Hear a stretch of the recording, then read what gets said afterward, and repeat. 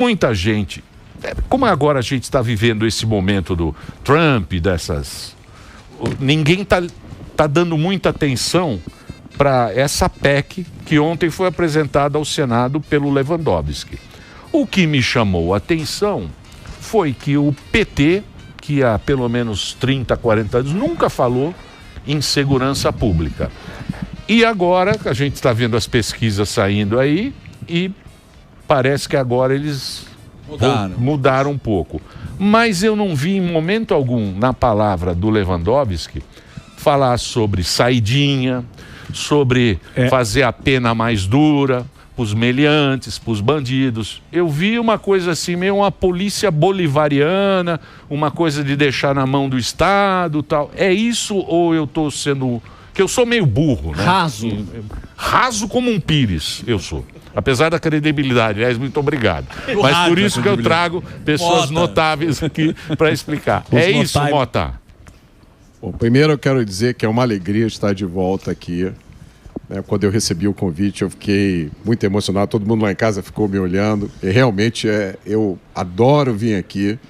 Você falou da credibilidade do rádio, eu vou falar da credibilidade do Pânico, porque esse programa é um fenômeno. Porque vocês conseguem tratar de assuntos sérios de uma forma leve e complexos de uma forma leve. E isso tem uma repercussão imensa. Toda vez que eu venho aqui, quando eu saio daqui, as redes sociais explodem. Então, eu quero agradecer a oportunidade de estar aqui de volta. Quero te dar de presente esse livro aqui, que é de um promotor de justiça que Luciano eu acabei Lara. Fala sobre porte de arma para defesa pessoal. Eu acabei de gravar um Conexão Mota com ele. E você está certíssimo, Emílio. Você já deu... Na verdade, você começou dizendo o que deveria ser a verdadeira PEC da segurança pública, né? Cumprimento integral de pena, fim da audiência de custódia, fim imediato das saidinhas, porque a saidinha acabou, mas não acabou. Porque aqui no Brasil existe uma coisa que eu chamo de Bandidobras, que é a única estatal que funciona. A Bandidobras, ela está em todo lugar. Qualquer coisa que você fizer para tentar combater o crime ou restringir um pouco a atuação dos criminosos, a Bandidobras não deixa. E a avaliação que eu tenho da PEC da segurança pública é que, na maioria das coisas que ela faz, ela não muda nada. No pouco que ela tenta fazer, é na direção de colocar o controle da segurança pública na mão do governo federal, que hoje já é responsável por dois aspectos muito importantes, que é o combate ao tráfico de drogas e ao tráfico de armas. E o Brasil está cheio de drogas e está cheio de armas de guerra, né? Eu não sei o que o João acha aí. Bem, primeiro eu queria agradecer o convite. Obrigado, João. É uma honra, faço parte da tua audiência há muitos anos, eu e minha esposa lá. É uma honra estar do lado aqui do meu amigo Roberto Mota, que eu admiro muito na comunicação. E a oportunidade da gente falar um pouco técnico daquilo que é, na minha visão, Emílio, o principal problema da nossa geração. A geração anterior teve um desafio que foi enfrentar a questão da hiperinflação, que nós pegamos, né? Sim. Então, eu cresci num país onde você não tinha nenhuma perspectiva, corria, pegava o salário, quer dizer, a hiperinflação e aquela loucura era o cotidiano. Chega o Plano Real, depois de vários planos fracassados, havia uma espécie de consenso de que aquilo seria sempre assim mesmo, e aí vem o Plano Real e muda tudo, né? Teve a URV, muda o salário, todo mundo, quando fala desse assunto, lembra porque foi um marco. E aí a gente descobriu como outro mundo era possível. E aquela geração anterior resolveu este problema. Agora, resolver este problema da segurança, viver sob um estado de constante risco de ser vítima de crime violento. E o crime violento não necessariamente leva à morte, ele leva a um ferimento grave, a um trauma grave, a você mudar toda a sua conduta normal da vida em razão do medo de ser vítima. Isso a gente aprendeu de maneira indevida a se acostumar. E é isso que precisa ser enfrentado. E essa que é a grande dificuldade. Eu sempre faço essa analogia com o que foi lá, porque a gente se acostumou a receber o salário e correr porque a moeda... A gente se adapta, né? A gente se adapta. E a gente se adaptou a isso. Eu estudo esse tema há 25 anos. Estudo, trabalho, fui policial, sou cientista político, trabalhei em organismos internacionais que tratam sobre crime, fiz cooperação. Sou afegão médio, nasci e cresci aqui na periferia de São Paulo, fui criado numa Coab em Carapicuíba, conheço essa realidade de muito próximo. Fui policial na periferia e sem sombra de dúvida isso, falando como quem está mergulhado nesse tema, é o principal problema, ele afeta todas as áreas, o aspecto social, a saúde, a segurança e a economia, né? Só que ele não foi devidamente enfrentado e pautado até hoje. Eu vejo, apesar das críticas, eu vou fazer várias aqui à PEC, eu vejo como uma grande oportunidade o momento que nós chegamos. Porque hoje a gente consegue, ainda com todo esse problema, discussão sobre a questão política, como você apontou, dos problemas que uma sociedade precisa enfrentar e criar algum consenso, esse talvez seja o principal, que é a possibilidade de estar vivo ou não. Dito isso, e aí, por favor, cacuete de professor, né? Não, começo a falar aqui, se me dá uma lousa, então eu não paro mais. Hoje é encontro de notáveis. A gente só aprende. Mas eu quero fazer um comentário aí. É só me cortar. Sobre a PEC especificamente, eu acompanhei esse processo, né? Isso foi a missão do ministro Lewandowski, assim que assumiu, que foi criar. Ele levou gente boa para a secretaria, o próprio secretário nacional de Segurança Pública foi o procurador-geral aqui de São Paulo. O desenho, ele evoluiu ao longo do tempo, que foram várias minutas, eu acompanhei isso pela Secretaria de Segurança, foi debates intensos no Conselho Nacional de Secretários de Segurança. Algumas correções foram feitas, na verdade com inclusão de algum elemento positivo, mas o elemento central, que é negativo da PEC, se permaneceu, que é a quebra do Pacto Federativo. Veja, quando se fala no SUSP, na área de saúde ou na educação, o que é a federação? É você distribuir competência. Então, quando você entra num hospital, para ser bastante objetivo para o nosso público, quando você entra num hospital, às vezes o prédio é federal, a equipe é municipal e os principais equipamentos são estaduais. Sim. Quando você precisa colocar teu filho na escola, às vezes a creche é municipal, a escola secundária, né, na nossa época era estadual, e a melhor universidade é federal ou é estadual com subsídio estadual. Isso é um sistema. Existe uma divisão de serviços, que é o que eu posso chamar de bônus, mas existe uma divisão do ônus. Qual é o ônus? É o financeiro, construir o prédio, contratar pessoas, e o ônus político. Se não tiver creche, você aperta o prefeito. Isso aí. Se não tiver faculdade, você aperta o presidente. É claro para a população quem é o responsável. Isso é um modelo de divisão de competência federativa para criar um sistema. O que o governo corta, vamos para a segurança. É isso que o governo federal está propondo na PEC para a segurança? Não.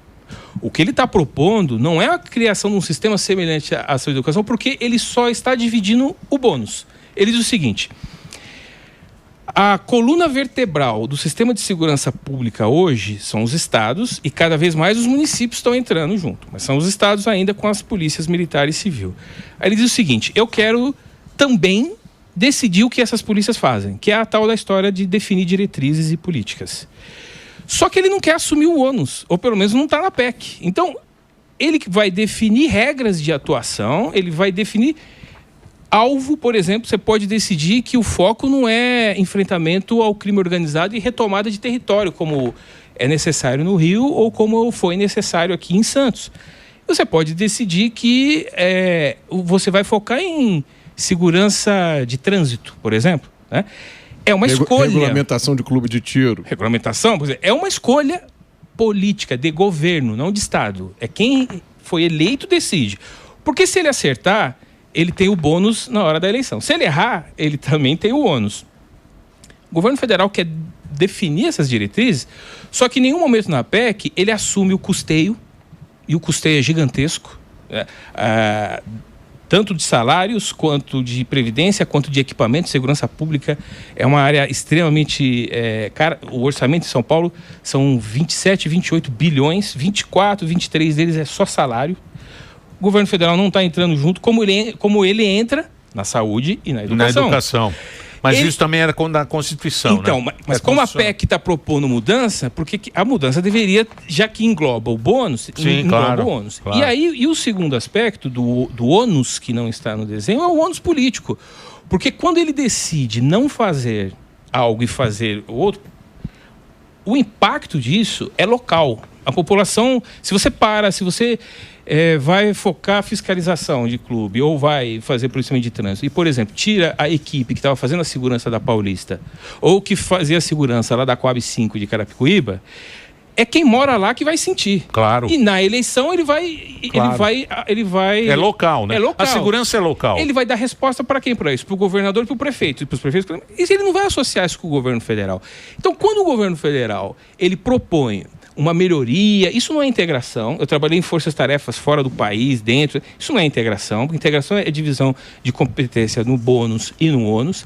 Isso não melhora o problema que existe de conexão entre as polícias dentro do estado, fora, entre elas os municípios. Nesse aspecto, não é uma PEC de segurança pública. É só uma PEC que trata de poder. Eu ter o poder de influenciar o Estado. Tá. Eles querem entrar no jogo do governador, querem entrar no jogo do governador e dos prefeitos agora que tem essa polícia, que pode ser polícia agora. Municipal. Baixa uma norma, é cumprida por uma estrutura e um recurso que não foi eu, que não sou eu que mantenho, nem que... Mas aí na hora de pedir voto eu posso falar, melhorei a segurança, estou preocupado, quer ter o protagonismo. Agora, o que tem de positivo, né? Mas deixa eu voltar um pouco, porque eu estou tratando demais. O que tem de positivo? 2 coisas apareceram ali que eu acho interessante, importante iniciar o debate, e nasceu desse roadshow que foi feito depois com governadores, com polícias. É a constitucionalização das guardas como polícia municipal, porque elas de fato são. Houve uma decisão agora do Supremo reconhecendo isso. Na prática você vai encontrar isso. Se for ali para aquela nossa região ali, Osasco, Barueri, você vai ver... Circuito das Armas. Circuito das Armas a gente conhece bem. Você vai ver várias guardas com equipamento, armamento, com efetivo muito superior ao da Polícia Militar naquelas regiões. Então não tem por que não integrá-las de fato como uma força policial. Fazer uma organização sobre o que elas devem fazer de forma diferente da Polícia Estadual ostensiva, que é a Polícia Militar. Então isso é positivo, ele entra. Ainda, aí que é o erro, né? Quer dizer, deveria ter melhorado o debate, discutido mais como, porque aí cria conflito com as polícias estaduais. Por que apareceu agora? Então, mas é positivo pautar. E a outra coisa positiva é a questão de corregedorias autônomas. Isso é fundamental. A gente não chegou onde chegou. Crime organizado não avança sem um comprometimento profundo das forças de alguns policiais. Então, a corregedoria, eu fui oficial de inteligência, trabalhei em campo, trabalhei como analista com um time de corregedoria. Você precisa ter apoio. Como é que você investiga alguém que amanhã pode ser seu chefe ou pode até ser seu subordinado, quando você e ele mudam de lugar, assim. E aí, como é que fica isso? É óbvio que você tem um problema sério de ímpeto, né, de foco quando a lei não separa o corpo correcional do corpo regular. Claro. Ele tem que, se ele não separar na forma de uma outra instituição, como existe em outros países, ele tem que separar em termos de proteção legal para ter autonomia, que é isso que está lá. De novo, apareceu agora, não estava nas discussões anteriores, é positivo, mas eu estou destacando 2 pontos para não ficar naquela coisa de ranhetice, né, de ficar reclamando disso, e com o tempo vai passando a gente vai ficando pior nesse negócio. Então, tem 2 aspectos bem interessantes que deveriam ter sido pautados no início, ter aprofundado a discussão com os estados, com as polícias, mas só apareceu agora. Mas tem a virtude de ter aparecido. Só que tudo isso que está sendo discutido é governança. Governança é gestão. Como eu faço polícia, como eu aumento e diminui. E aí eu vou encerrar minha fala dizendo o seguinte: segurança pública, vou fazer uma analogia aqui e veja se faz sentido. Imagina um corpo com uma doença crônica como câncer, ok? É isso que é a nossa sociedade. O tratamento principal é quimioterapia, radioterapia e cirurgia. Ou seja, você retira aquilo ou destrói para depois reconstruir certo. Fazendo uma analogia para a segurança, o tratamento para essa doença crônica é a reforma da legislação penal, porque ela define os marcos, que é o que você estava falando, que o Mota estava falando. Saidinha, progressão de pena, benefícios. Ele diz qual é a regra. Se você foi violento, se você cometeu um crime, é X. Se você foi violento, se você cometeu o crime e foi violento, a regra tem que ser 2x. Nos Estados Unidos, na Europa, nos países desenvolvidos, é 10x. No Brasil, é menos 1x. Porque você não tem problema se você for mais violento. Então, essas regras definem o comportamento criminal.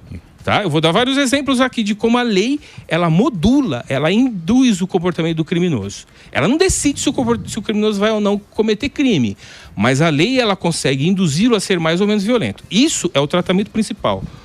Tratamento complementar necessário: você mudar o hábito alimentar, você tomar analgésico, não é isso? Você não adianta você ter todos o tratamento complementar sem fazer o principal. Tudo isso que está tratando na PEC, governança, gestão de polícia nas secretarias, tudo isso é tratamento complementar dado... Não está indo no principal. E esse que é o lado da governança, nós temos ótimos exemplos de solução. Tem o Derrite em São Paulo, tem o Coronel... Mas como é que o PT que é o governo, PT que está propondo isso, como é que ele vai explicar agora para a sociedade uma coisa que há 30 anos ele fala, não, é tudo bonzinho, a sociedade é tão ruim, com aquela superioridade, porque eles são superiores, os canhoteiros. Não sei se é ser canhoteiro, talvez você seja canhoteiro também, mas o canhoteiro, ele tem em si uma pompa, né? Uma pompa, uma certeza, uma superioridade, que ele trata a gente como... Deixa que eu segundo escalão. Deixa que eu resolvo. Não é um ser humano. Então ele é muito bom. Você não está à altura. Você não olha para o outro. Eles são humanistas. Isso. É uma gente muito melhor.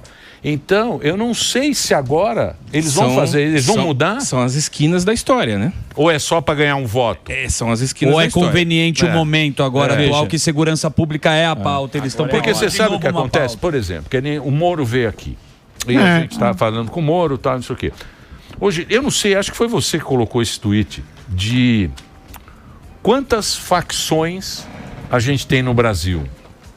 Quantas facções... A gente deu no Pingos um relatório que dizia que eram 88. Meu Deus, 88. Caraca, bicho. 88 facções a gente tem no Brasil. E aí você fala, quando você olha a televisão e você vê lá no teu Rio de Janeiro, aqueles caras tirando no helicóptero, que você fala, meu Deus, isso é Medellín.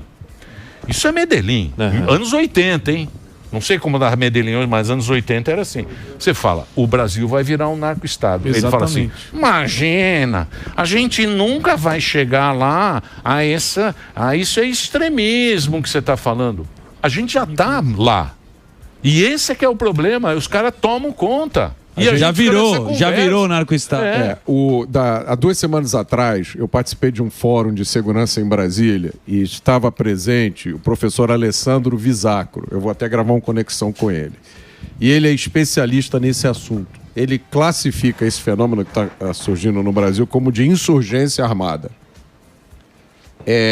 Deixa eu usar uma expressão aqui. Tentativa de tomada violenta do poder. Né, atentado ao Estado Democrático de Direito. É o que está acontecendo.